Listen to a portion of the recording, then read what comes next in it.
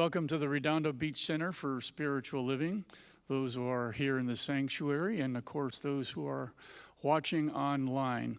This is the Wednesday morning inspirational service. It's being conducted this morning by Reverend Katherine McKinney. I'm Mark Ruth. I'm the president of the Board of Trustees, and I'm here for the announcements. So the Wednesday announcements are, we've had quite a few events going on last Sunday. Thank you to all volunteers. Everyone had an amazing time. And I think there were over 100 people attending that movie viewing of with the artwork and everything. It was fantastic.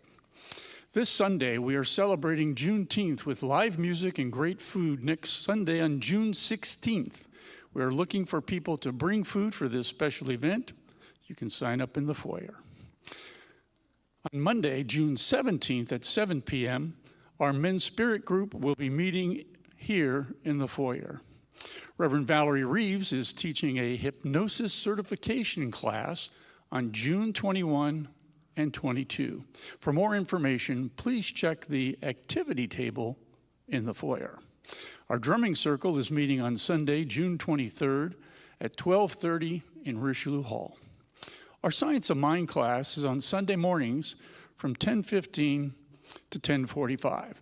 This is an opportunity to get a taste of Dr. Ernest Holmes in his book, Living the Science of Mind.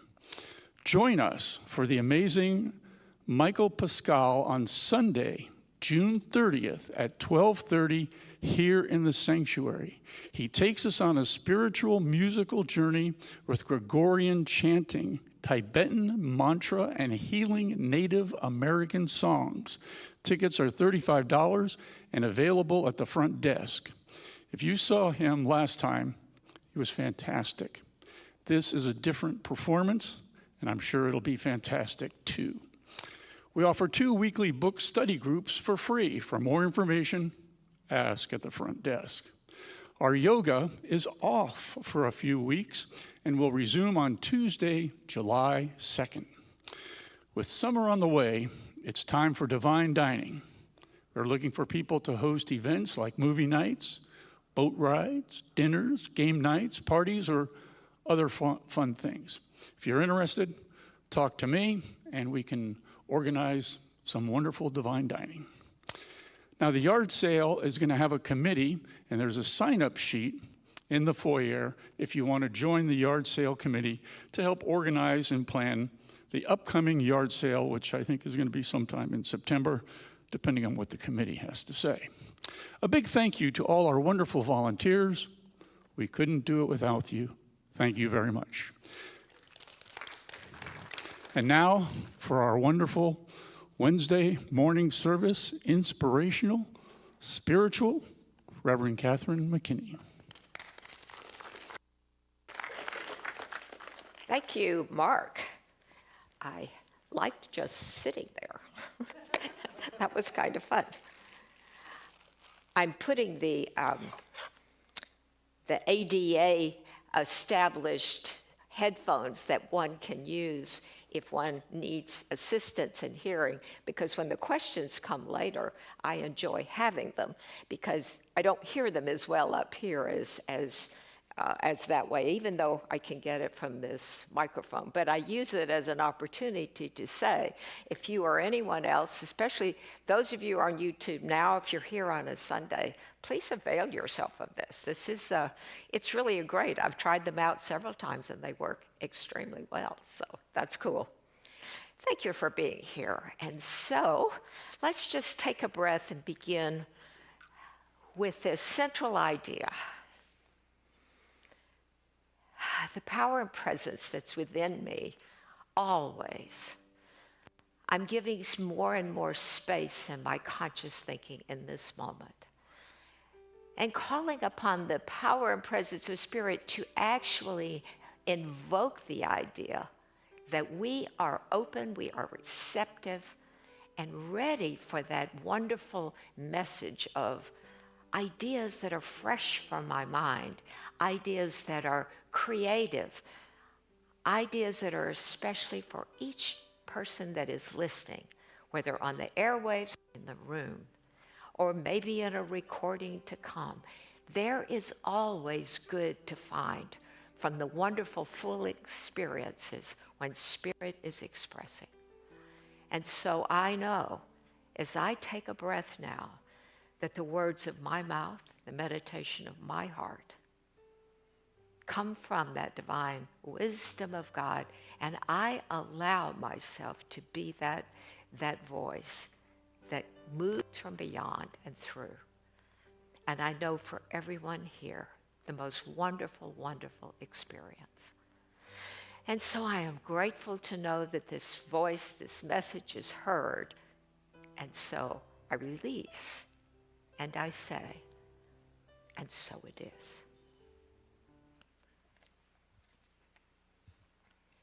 A few weeks ago, when I knew I was going to be speaking on a Wednesday, I wasn't thinking so much about what I was going to talk about until I was, for some reason, looking for things in the bookstore, just looking, and I happened upon this particular book that I had not seen before. I don't know if it's newly bought or newly fresh to my own mind. And it's a book about Phineas Parkhurst Quimby. Now, what caught my attention about it is not that it's his ideas, but it's who authored the book, which is Irvin Seal. And I came to know Irvin Seal because I did this Learn to Live series some months ago, in which he is the one that moved us through the parables of Jesus. He's a marvelous writer, and he has this deep way of looking at things, so I grabbed this book. Well, little did I know that I was thinking it's going to be 2 weeks before I'm actually doing this talk. Turns out it was less because a talk was added, so today is added. But little did I know that I was going to have an experience that was really going to rock me as to what is in my mind, because that's what I'm talking about. But I'm getting ahead of myself. Let me talk a little bit about what this book does. You see, Quimby is not necessarily easy to read in and of itself. I struggled with it in my own time, which is why I was eager to see what Irvin Seal had to say. And it's just his way of looking at things is different, in addition to the fact that his vocabulary for things are different. So in the very first part of the book, they start talking about, now, first of all, you don't have someone come to you with a medical ailment and say, well, you know, it's all in your head. It's just all going on in your mind. It's really nothing going on in your body. Because as Irvin Seal says, that's not kind. It is not kind, and it's actually not even true. If you have pain, if you've broken your leg, if you've hurt something, you hurt and there's something wrong. So we're not talking about dismissing people's physical happenings in their body by going on with what's in your mind. And so that's what he simply does in the first part. But what he says is that Quimby spoke and said, among other things, when people think they have a disease, which I know they have not, I do not ascribe it to their imagination, but to the fact that they have been deceived. Now, in his writings that are not necessarily in this book, Quimby goes on and on to disparage the medical physicians of his day. He called them quacks. And he says, because they're basically inventing things and telling people what they have and then giving them medicine, which sometimes is meaningless stuff, in order to cure them. He says, that's not what I do. And so that is the way he came to this whole process. Quimby stumbled around for a long time before he actually got where he ended up. And by the time he was really humming with things, which is probably the mid-19th century, he had figured a few things out, and he'd made a couple of mistakes. And one of the things that he talked about in there is what the mind is. Now, what the thing that's really cool about Quimby to me is that by the time he's in this spot and thinking about this, He's not the only one thinking about hypnotism or mesmerism, as it was called, either in Europe or in this country. But they missed what he got to already. There were people who were believing and using and practicing hypnotism, mesmerism, were convinced that they could control people, could control whole nations if they could just get a hold of them and do that. They were sure that was the power of hypnosis. Now, I know, as Reverend Valerie has talked about, she's going to be teaching a course later, starting next weekend, that is really, really, and she will tell you, there's no such thing as being hypnotized so that you're out of control. It's all self-hypnosis is what she will talk about. But that is the way science came to look at it. Back in the mid-19th century, they were stumbling and trying to figure out. But what he said, and the way he put it, is that I maintain that all diseases are only known to exist as they affect the mind of the patient. And he goes on to say that it's what you think about, what you've been told, as opposed to what it actually is. Now, he doesn't say it in that way, but that's what he's inferring. It's how you feel. He got in touch with feelings. Now, there was a Greek thinker, go back into the ancient Greek times, his name was Epictetus, who said, it's not what happens to you, it's how you think about what happens to you. And that is the idea that Quimby essentially comes to embrace, only he calls it that how you're feeling about, and he gets into that. Now, he got very good at what he did, and he became, at some point, well, he had to learn how he did it, and so how he learned was simply by doing. I saw a copy, actually on the internet, of a handbill that he used to put in places where he was going to be. And he's literally saying, this is what we're going to do, this is exactly, we're going to charge this much, and we're going to meet at this place at this time. And if you don't get results, you don't pay for what's going on. Because he was almost angry at the fact that people, doctors that he called medical people, were making money off of people and taking advantage of their weakness of their own mind, not recognizing what was going on in their own mind. And he felt he had a very ethical idea about that, and that was something he held from the beginning.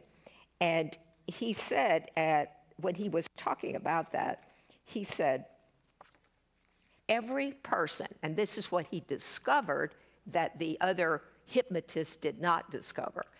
He says that every person has two identities. One is called the natural man, and the other is the real man of God, or wisdom. So he's understanding that our spiritual nature from the beginning.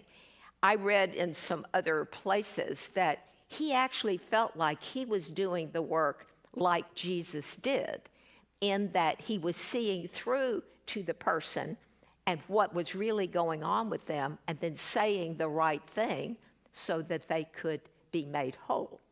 And that is how he saw himself, not in an egotistical way, but as he understood what Jesus did.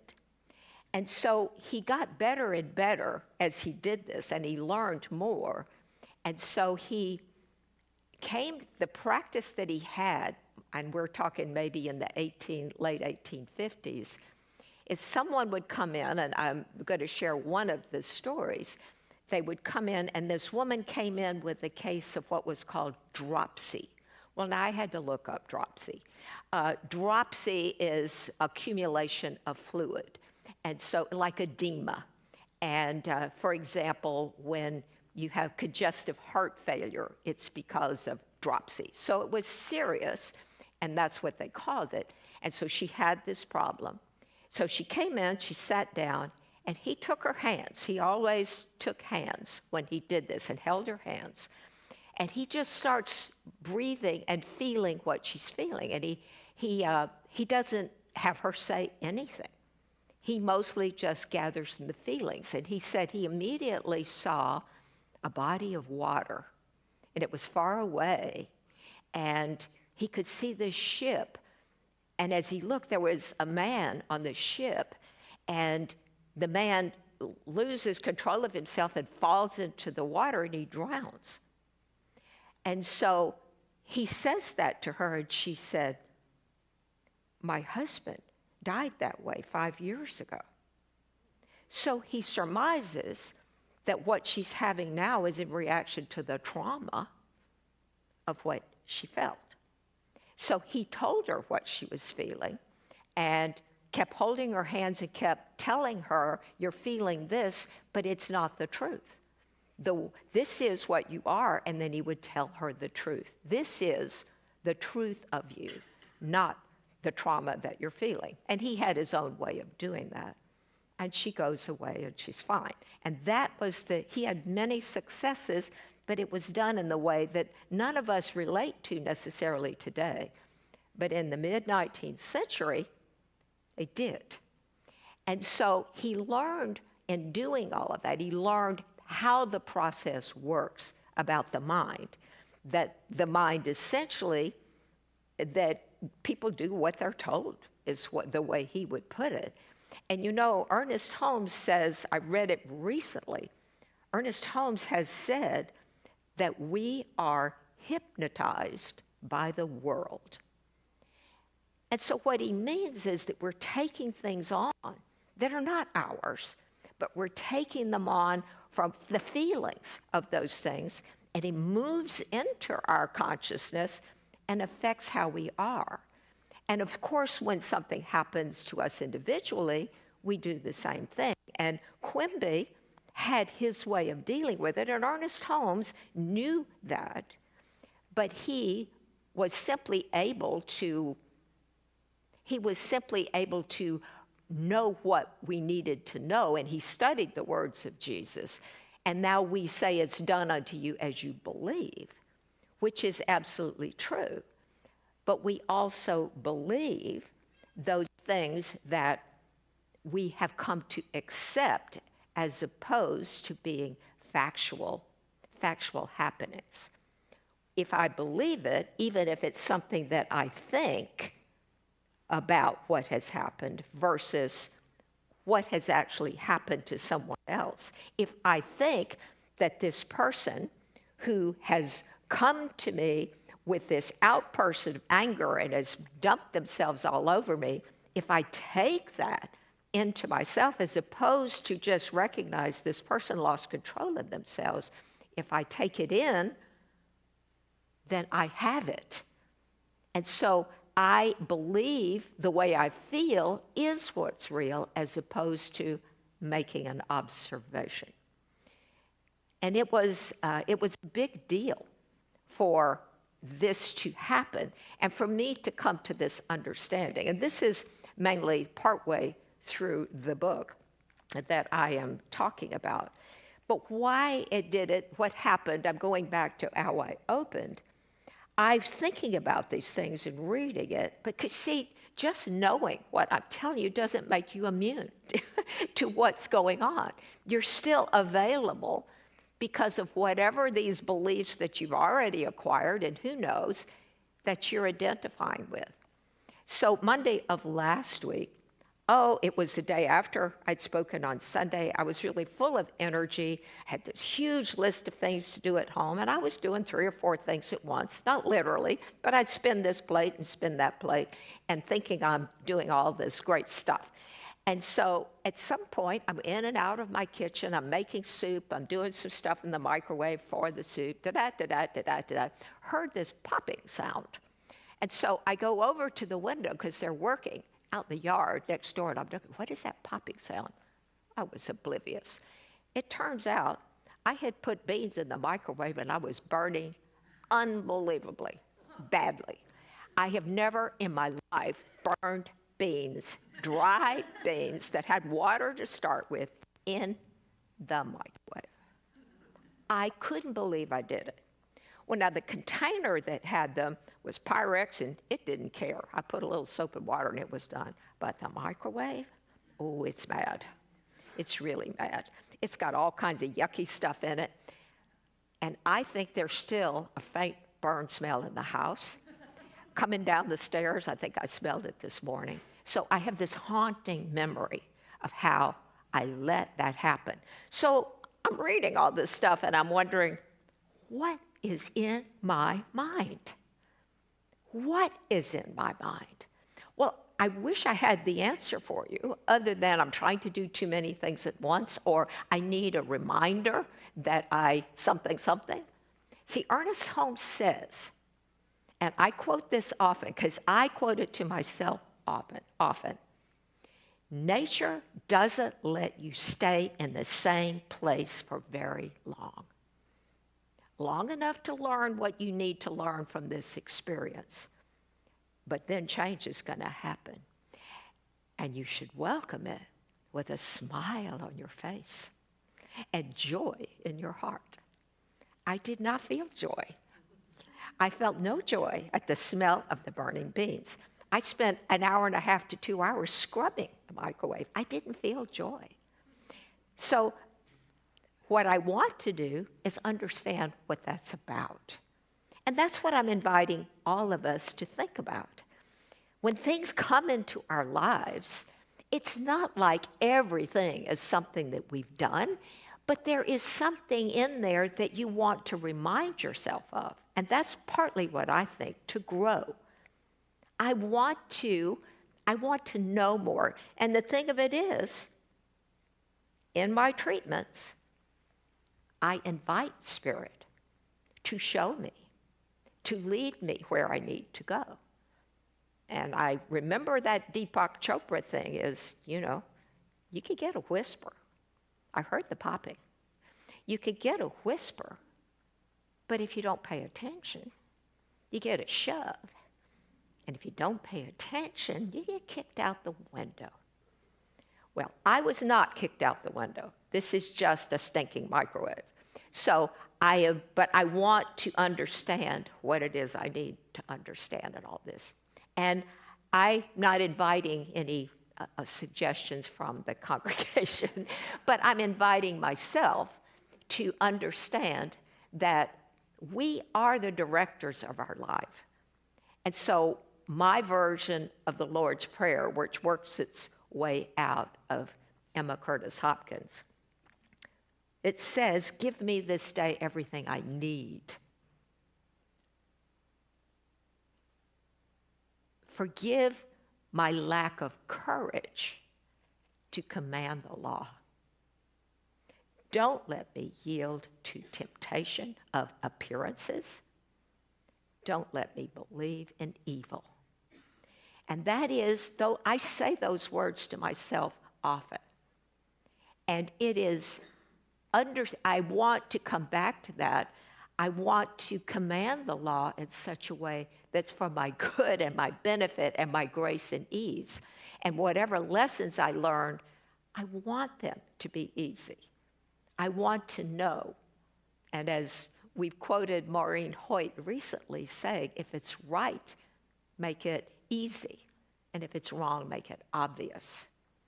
And that's the way I want to live. And so I invite all of us to take time for ourselves, because this is self-hypnosis, if you will. It's self-examination. It's looking at those things within you that want your attention.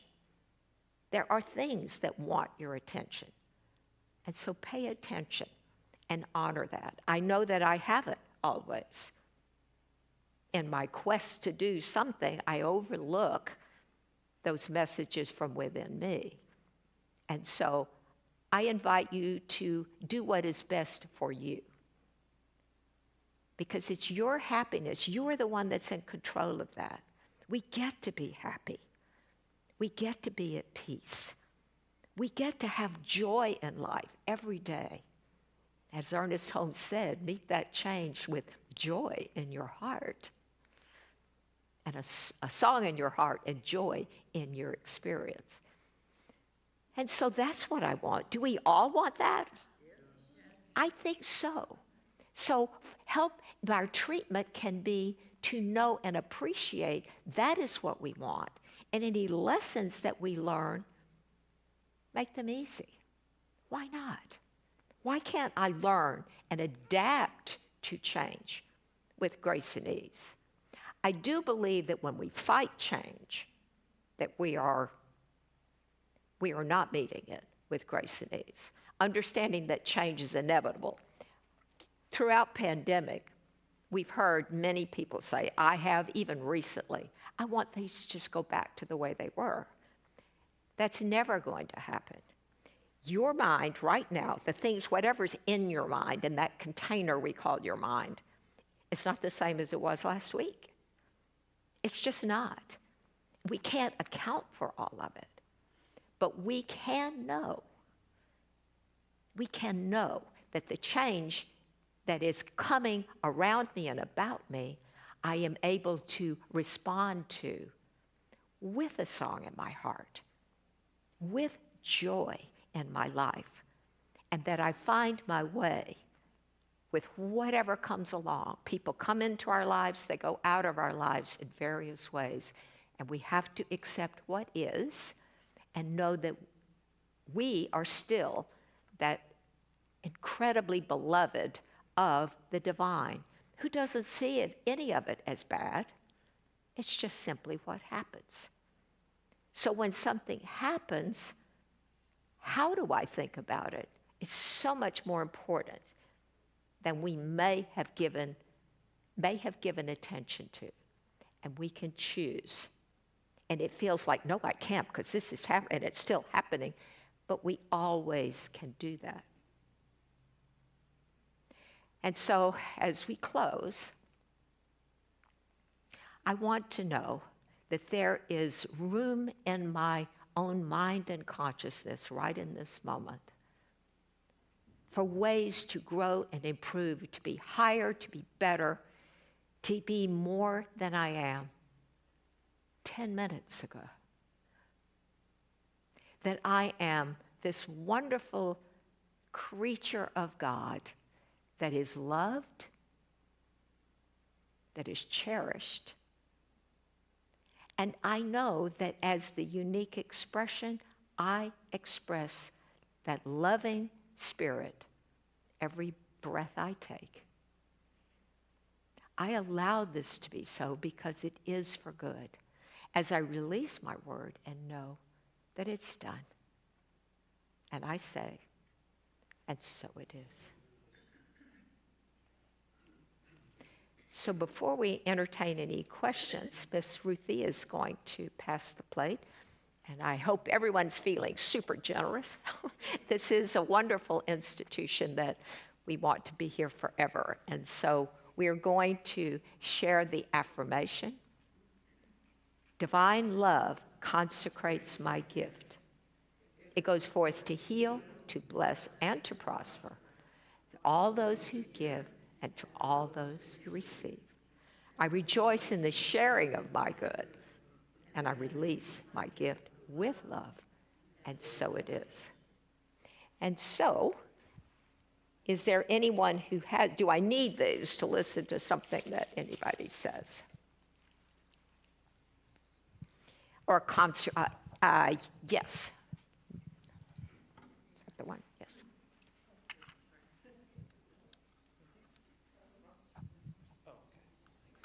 You got to get the microphone too, because this is hooked up to a microphone. Good morning. Last Wednesday, Reverend Valerie gave the talk, and my darling friend Ann asked for healing, and I was having my colonoscopy. I know. Yeah, and this is going on and on. But it's very interesting. The colonoscopy was wonderful. It was benign polyps. It was maybe some scar tissue. See you in 3 years. So I went back to my primary care the following day with my report, and he's sitting there going, well, this is interesting. They thought there was definitely something going on. And I looked at him, and he went, And I said, well, you know, Dr. Beer, I am a manifester. And he said, what do you mean by that? And I went, oh my goodness. I said, well, all through my healing process of many years, I said, I am a healthy cell, circulating, and then I got a new word, circulating and vibrating in the body of the universe. He said, hold on a minute, I'm writing this down.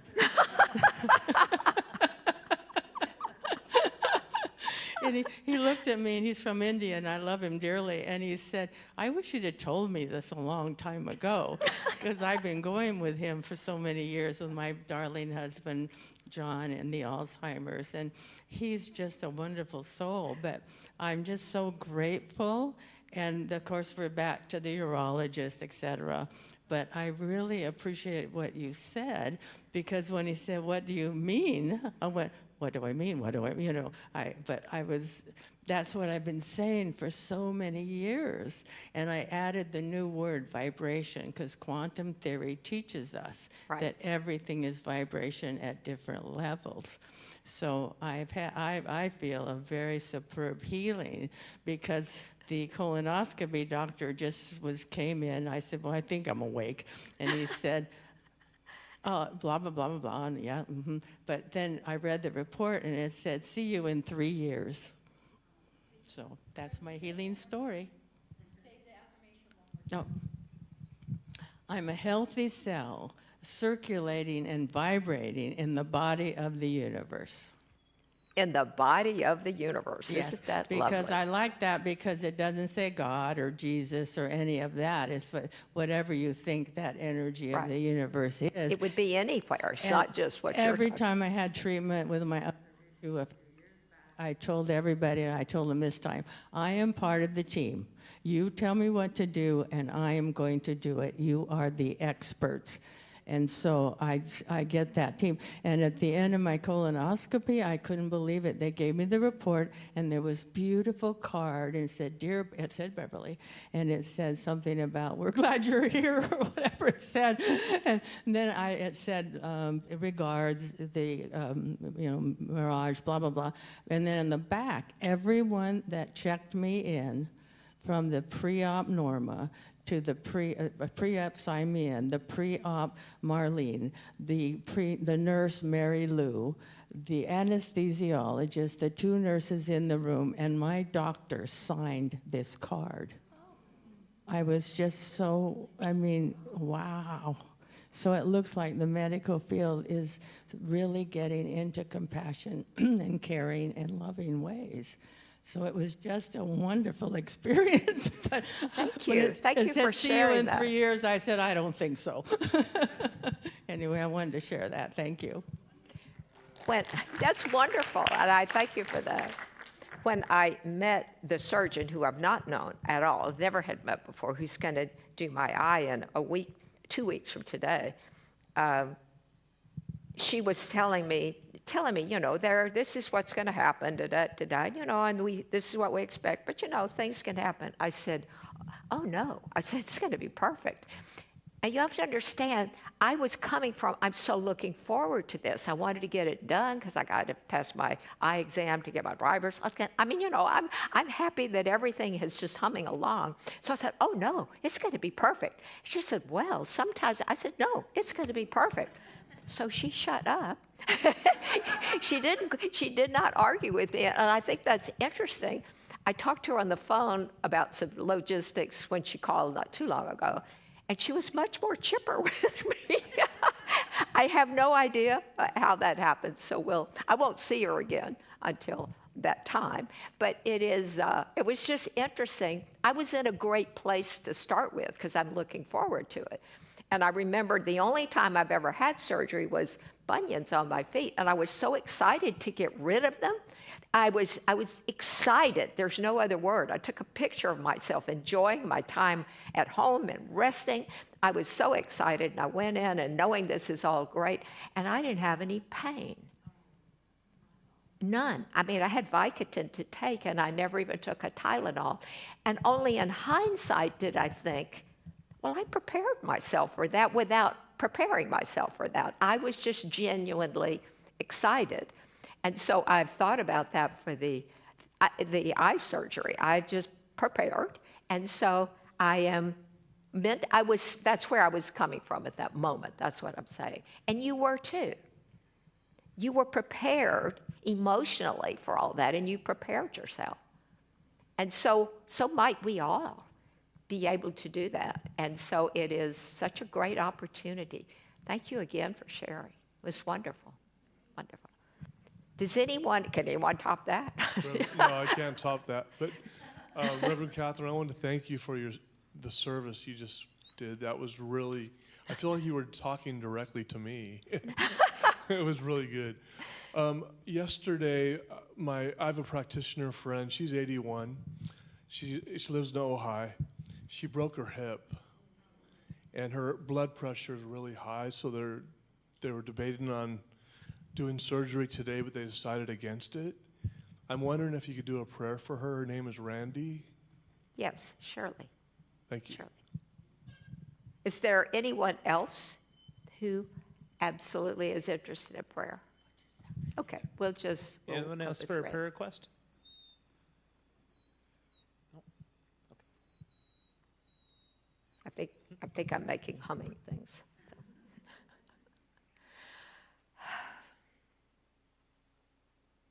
So this prayer is for Randy. And I know for Randy, wherever she is in this moment and however she's feeling, that this power that is everywhere all at once, exactly and potently present, no matter what spot we point to. And I know for Randy that the first thing that moves through her is a great peace. A peace that she breathes in and exudes from her whole body, allowing her own body to heal, to rest, to come into its own stasis and understanding. Because there is a feeling, there is an attitude about which she may be holding that she can just simply release and allow it to be, so that that power, that flow of power and goodness that's moving through creation all the time is simply given the full throttle to simply roar through her entire being, which affects her body, her hip, her thinking, and every other aspect of her body. And as we know this for Randy, take a moment to know, as we know it for her, know for ourselves, that that flow of life that is always moving through us, it's the power of love, it's the power of life, and the power of light that shines upon us, even in the darkest place. It shines on Randy and it shines on all of us. Whatever's going on in our experience, there is absolutely nothing that cannot be moved, healed, lifted up, raised up, and see for the absolute truth that there is only one body. It is the body of God. It is the mind of God. And it's in my mind now. And it's in the mind of everyone on this planet and beyond. I am grateful to know the truth with a capital T. It never changes. Nature changes, but not the truth. The truth is always that life is always erupting and moving forth in wholeness and completeness. I'm grateful to know this for myself and for all. So as I agree and release, I can just say, and so it is.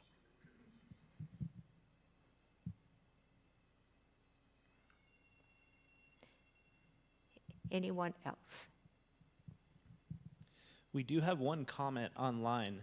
Sydney Glass from the Gulf Coast wanted to add, Emma Curtis Hopkins, in another version of the Lord's Prayer, which he quotes daily, "Give me this day my super substantial bread." My super substantial My breath. super substantial bread. Give me this day my super substantial breath. Bread. Bread. Oh, bread. Yes. Oh, but see, to me, it's breath. It's not bread. My super substantial bread. I read Emma Curtis Hopkins this morning, and a quote from her, and in that one she says, "The world is full of intelligence. We all have the intelligence within us, whether we use it or not. It's your inheritance, and it's there." And so she knew absolutely the truth, and so it just exuded from her. One of my favorite things from her is, "Rise up, my soul. I heal the sick wherever I walk." And she didn't mean heal in the way that Quimby, I think, means it. What she meant is that there is this aura around us because we know the truth, that it's just emanating from us. I heal the sick wherever I walk. So, yeah, quoting Emma is always a pleasure. Anyone else? And thank you, Sydney.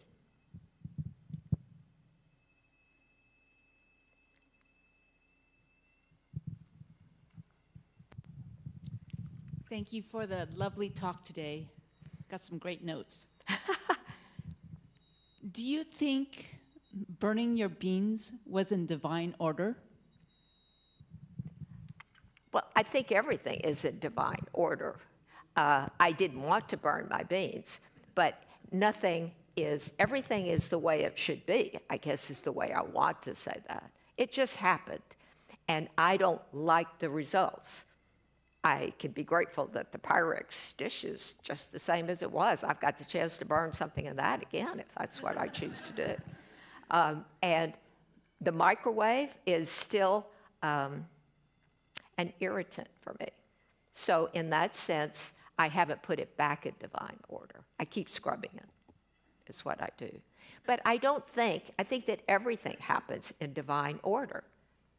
But what is divine in this case? Are you thinking that it's perfect, that nothing troublesome ever happens? I don't think that's the way life works.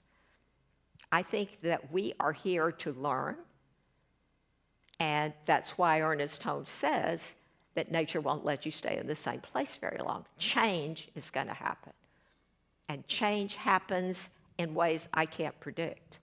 And what does that cause me to change is really the question I ask myself. But everything has to be in divine order. I mean, even catastrophes happen because of things that are set in motion that we cannot always understand from our human point of view, except to simply allow that to be. I do believe, as Emma Curtis Hopkins says, I heal the sick wherever I walk. I think that those of us who know and understand this teaching, when we know and understand it and have that atmosphere around us, we do change the world. And I can't be responsible for lots of things that are happening, but I can change my world. And that is my charge to myself. And so that, to me, is what divine order is, that I get my own thinking in order. And that's going to change as the weeks go by. I hope I've given you a satisfactory answer. If you have a clarifying question, go ahead. Oh, you don't have the microphone anymore.